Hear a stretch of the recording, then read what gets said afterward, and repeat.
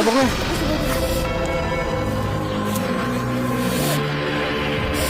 Jangan lupa Subscribe, like, comment, and share.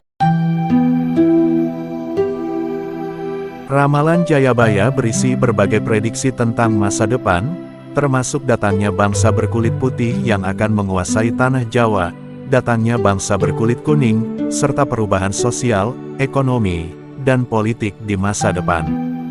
Ramalan ini juga memprediksi tentang berbagai bencana alam, seperti gempa bumi dan tsunami. Berikut adalah beberapa ramalan Prabu Jayabaya yang terkenal. Datangnya bangsa berkulit putih. Ramalan ini diinterpretasikan sebagai kedatangan bangsa Belanda dan penjajahan mereka di Indonesia. Datangnya bangsa berkulit kuning.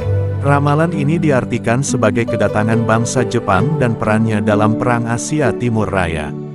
Zaman penuh bencana. Ramalan ini memprediksi akan ada gempa bumi yang sering terjadi, tanah yang pecah, dan berbagai bencana alam lainnya. Perubahan sosial dan ekonomi. Ramalan ini memprediksi akan ada banyak orang yang hanya peduli pada uang, hilangnya rasa empati, dan hilangnya rasa hormat terhadap kearifan lokal. Kereta tanpa kuda dan perahu di atas awan.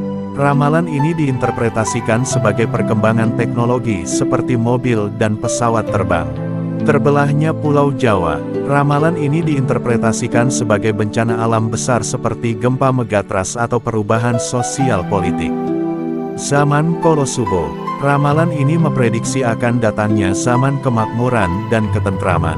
Ramalan Jayabaya berisi berbagai prediksi tentang masa depan, termasuk datangnya bangsa berkulit putih yang akan menguasai tanah Jawa, datangnya bangsa berkulit kuning, serta perubahan sosial, ekonomi, dan politik di masa depan.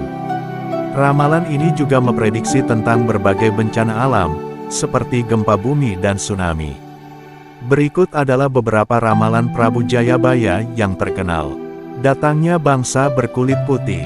Ramalan ini diinterpretasikan sebagai kedatangan bangsa Belanda dan penjajahan mereka di Indonesia. Datangnya bangsa berkulit kuning.